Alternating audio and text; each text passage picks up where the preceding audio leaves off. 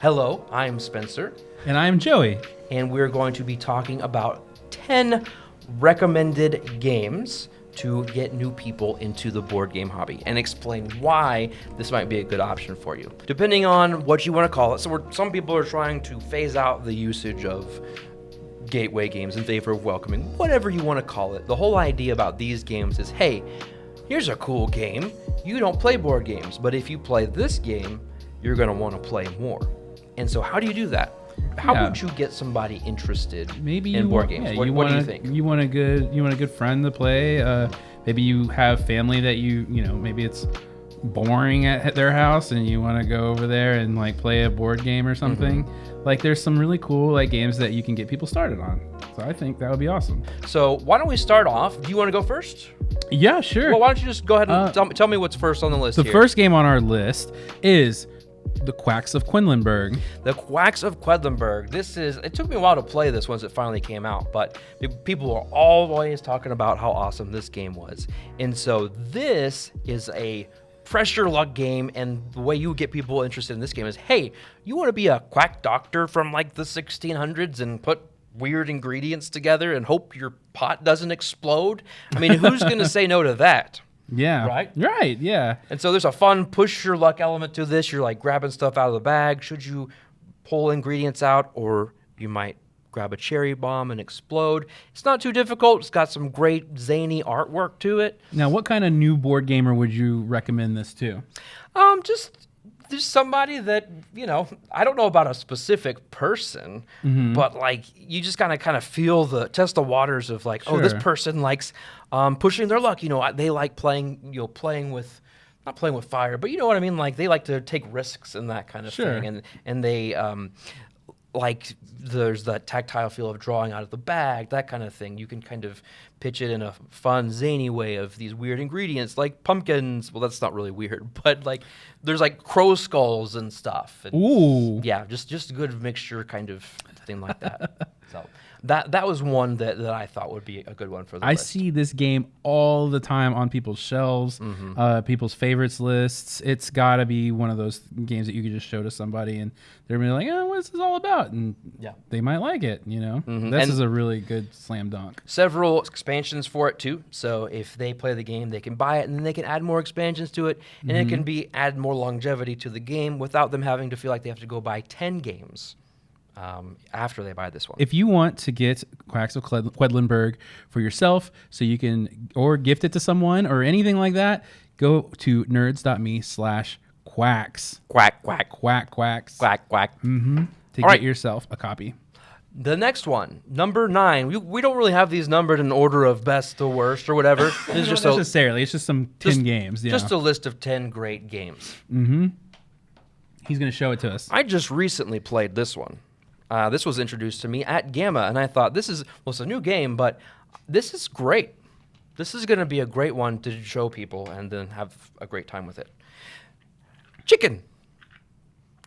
That's the name of the game. So Chicken is a game where you are trying to hatch chickens, and it's a dice rolling, another pressure luck game of you're trying to hatch as many chickens as you can, but you also don't want your chickens to get eaten by foxes. And so you don't want to roll too much because that increases your risk of getting those foxes. But also, if you push your luck, you can make it worse for the person after you. Ooh. In what way? Tell me about it. Because you're leaving more dice out. Without getting too much into the rules, you're leaving more dice available because the further you go, the more dice you're adding to the pool. And these dice, the more dice you add, the more opportunities you have to get those fox symbols, and whenever those are rolled, that's what's going to force you to bust, essentially. And hey, who wouldn't want some custom dice? Who wouldn't be impressed by some custom dice? Exactly. And so you have the game in the tube with these colors, and it's very easy to teach, very quick. You can go up to 8 players. Wow. You can get a players. big group. This is one you can take to a party. It's easy to carry. It's small. You can throw it in your glove box when you drive up there, and you're like, hey, I have a game in the car that we could play. Or here's a good thing you could do. You could be like, hey, go long. And they go, and like for a catch, and you go, what's this? That's not a football. No, it's it doesn't chicken. say chicken anywhere. It does on the top. Oh. Anyway. I don't know. Whatever. Yes. Anyways, and it's got great pieces. There's a poop emoji player. Like, There is? It's just kind of Let's random. Let's see these pieces.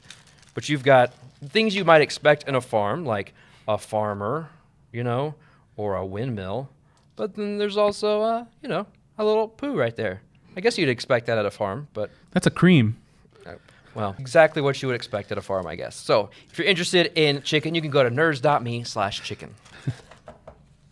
And that's that pick. All right. Our next one is Project L.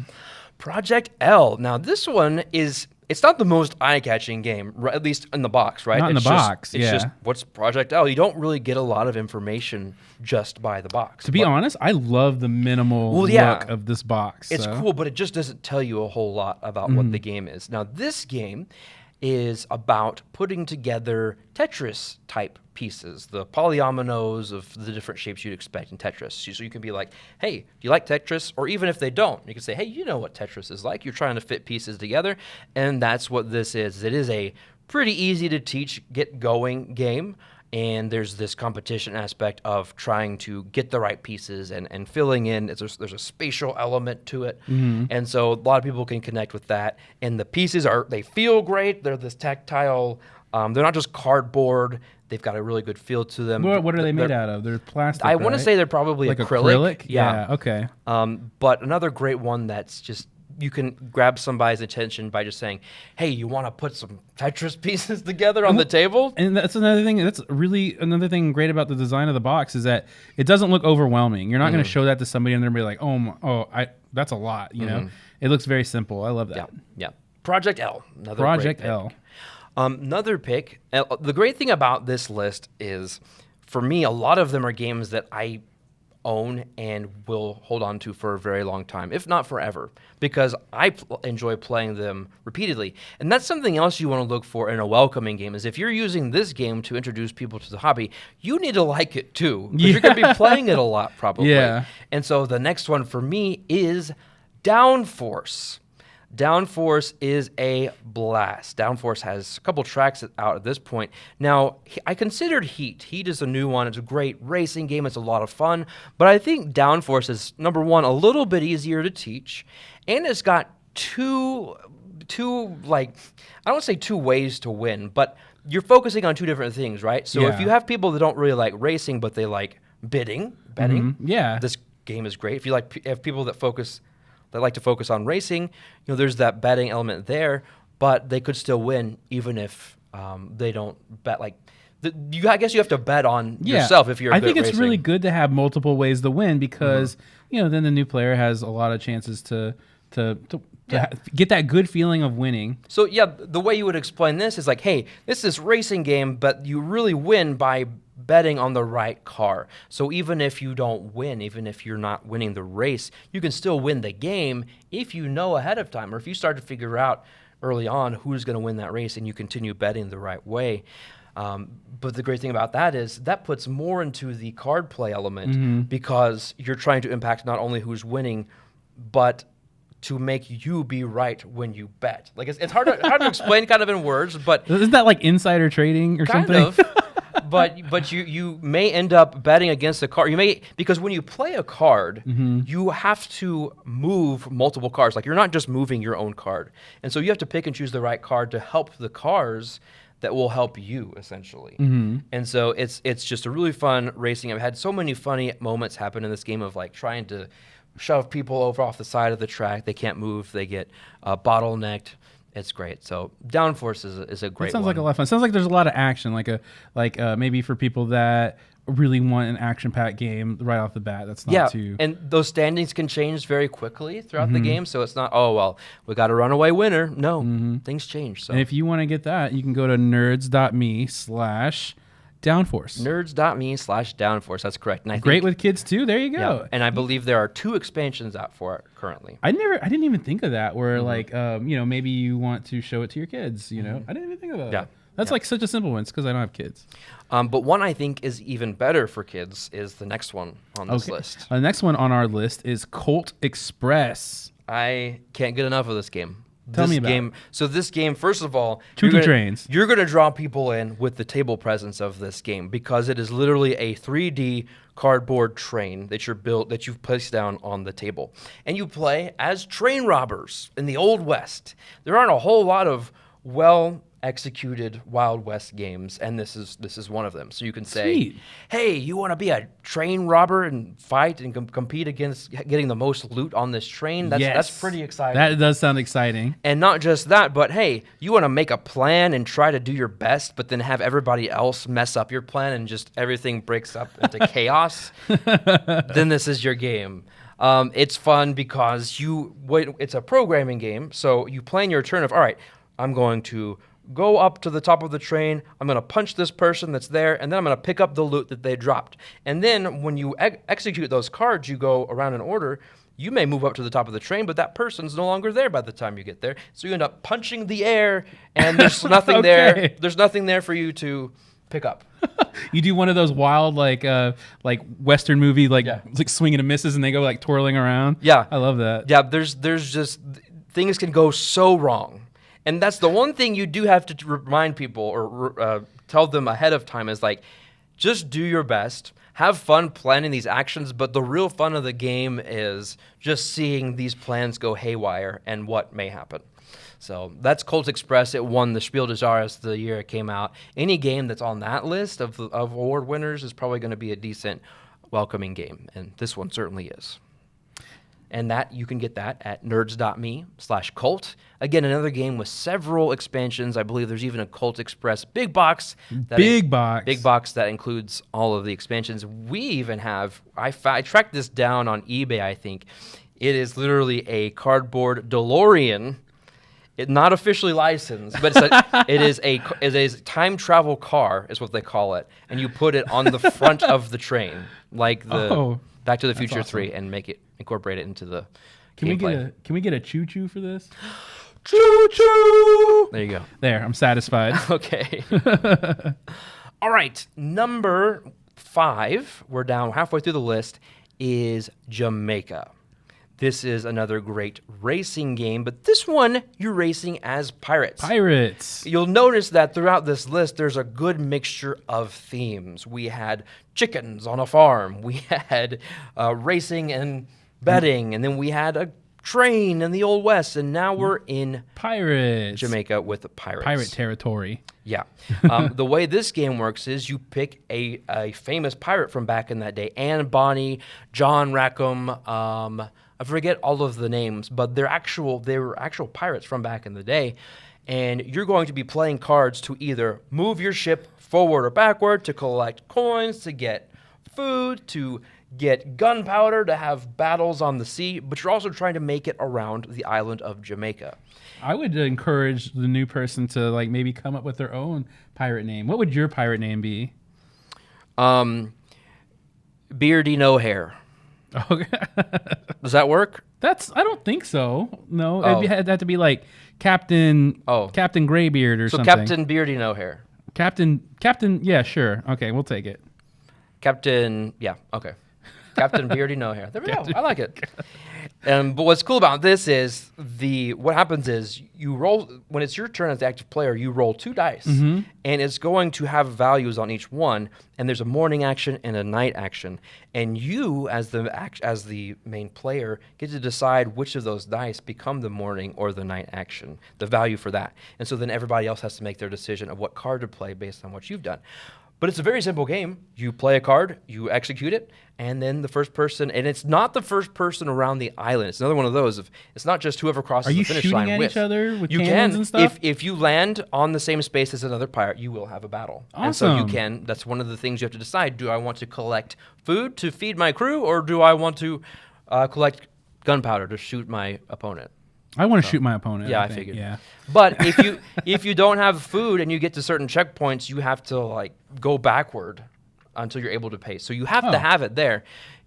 But it's a lot of fun. I'll just board them, take their food. It's at the end of the game, whoever has the most gold wins, because it's a pirate game. Nice, absolutely. Right. So gold is what matters ultimately. That loot. Mm-hmm. Awesome. You can get that at nerds.me/Jamaica. Jamaica. Our next game is one of my favorites because it is the probably maybe the most simple game on this entire list because cats love playing on the bed. It is Boop. This is so simple and it's cute. It's adorable. There's not a person in the world that doesn't like cute little kitty cats, right? And so, yeah. I mean, there might be people, but like you. I mean, okay. Let me clear the air here. I do like cats. In fact, I would love to have a pet cat. It's just if I had to pick, I'm a dog person. Well, that's a good thing is you don't have to pick. You could have a cat and a dog. That's true. They can coexist. That's true. But we're not talking about cats and dogs in this game, though. Just cats. This is a 2-player game. And it is a deceptively cute game, I think is what the tagline is. But you're just cats playing on the bed. You're playing to boop each other off of the bed, and it's that simple. And there's little baby cats and there's adult cats, and they're all cute. And you play on like a bed with a little squishy top that's like a mattress. Yeah, it's very very thematic. Easy to teach. It's got a great table presence, and there's a Halloween version of Boo. It's called Boo. Joey did a great video on it. And we just, as we revealed last week, found out that there's going to be a Christmas version called Boop the Halls. I'm excited about that one. Yeah, that's gonna be fun. Can we boop the chat with this nerds.me link? Boop. Nerds.me/boop. So there you go. Okay, and the next one, a couple more here. You were talking about something that looks pretty, something that is visually appealing just by looking at it. And this is a great choice. This would be good for that, and that is Canvas. Canvas is a game about collecting multiple different types of translucent panels and putting them inside a single translucent sleeve to make layered paintings. And they're really cool because you end up with some kind of cool abstract artwork at the end of the game. And I love that. Breaking it down to its core mechanism, there's some set collection there where each of those panels is going to have different symbols and colors on it, and you may have a goal of getting certain types together, or you want only these colors, and you're going to get more points that way. It's all about what you package inside each one of those sleeves. But ultimately, what's cool is when the game is over, you have like 3 to 5 finished paintings, essentially, at the end of the game that you can show off. One thing that really stood out to me in this game, when I first saw it, and this would jump out at anyone, like this is why it would be a great welcoming game to somebody too.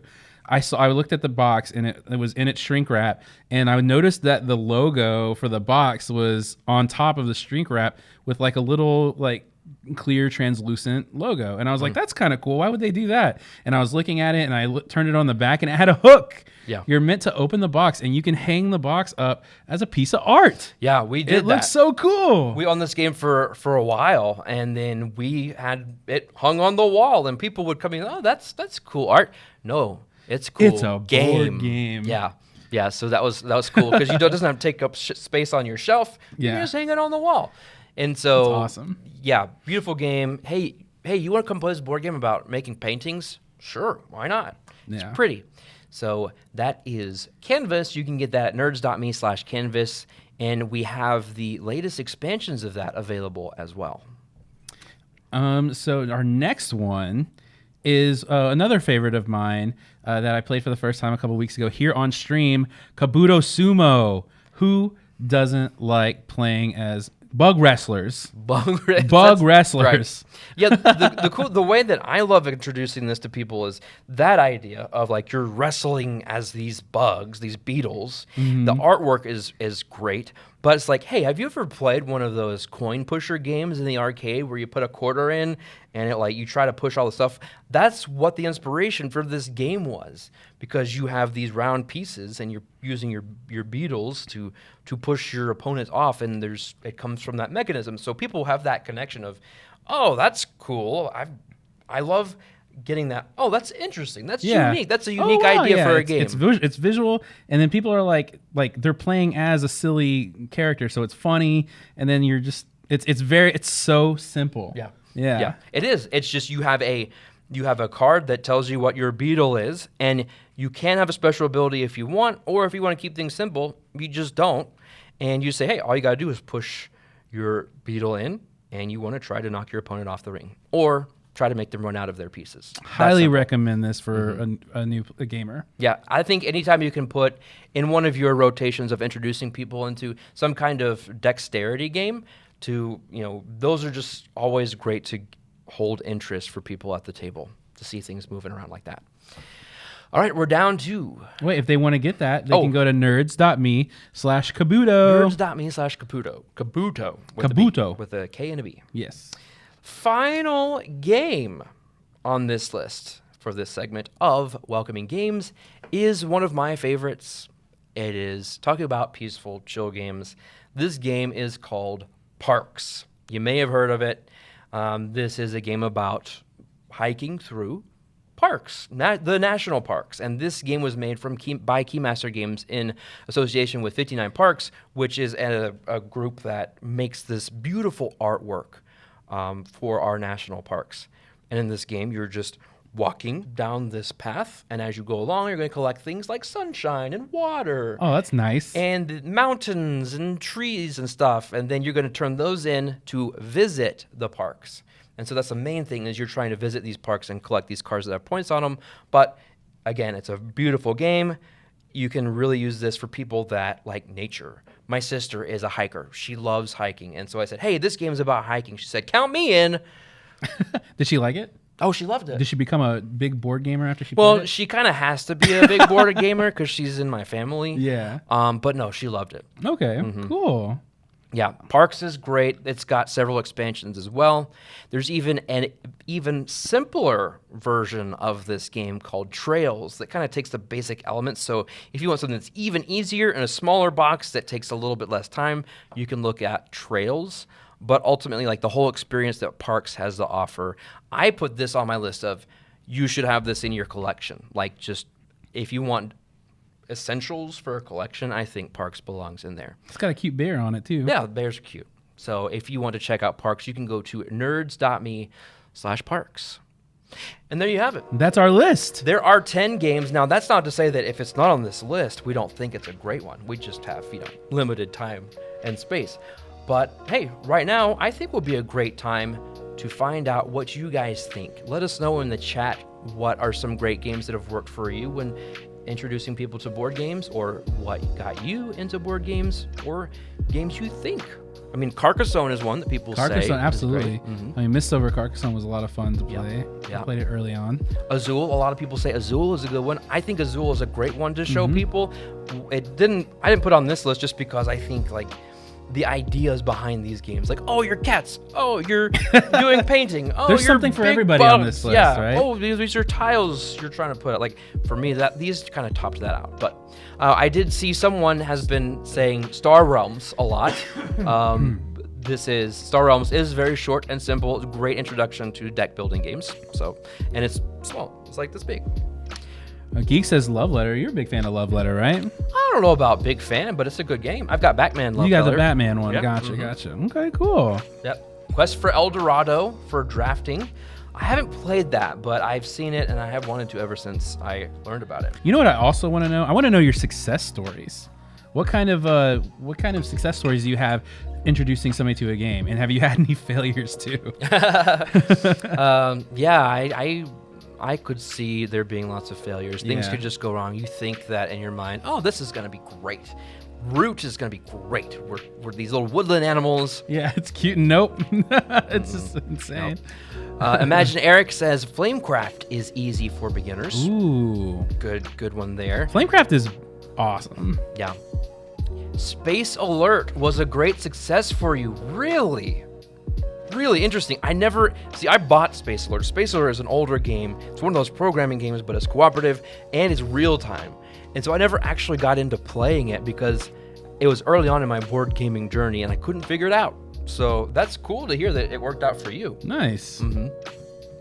Forbidden Island, that's a great one. We see Party games like Just One, So Clover. I almost had Blank Slate on this list. Blank Slate, I've played that with all kinds of people and every single person. My mom doesn't play board games, but she'll play Blank Slate. I've had people tell me that even from these streams that like Pizza Deliverers was a great one to watch, and they want to play it really bad. And just from watching the stream, that they never really played board games, that they've seen stuff we played that they like. And that's kind of what we've boiled down, or we've kind of condensed our criteria for what to play on here. We want it to be something that can be easily distilled by watching. Thomas says Splendor is also a good one. Agree. Splendor is a great one to introduce people to. No Thanks and For Sale. No Thanks was also on the short list here. I almost had that one on here. Coup, that is one that works. I've played that once, so I can't comment on it too much. But yeah, I do see a lot of people say that one's a great one. Nice. Yes, Not Yet Played says the same thing about Project L. Way simpler than it seems and great for people who like the Tetris challenge.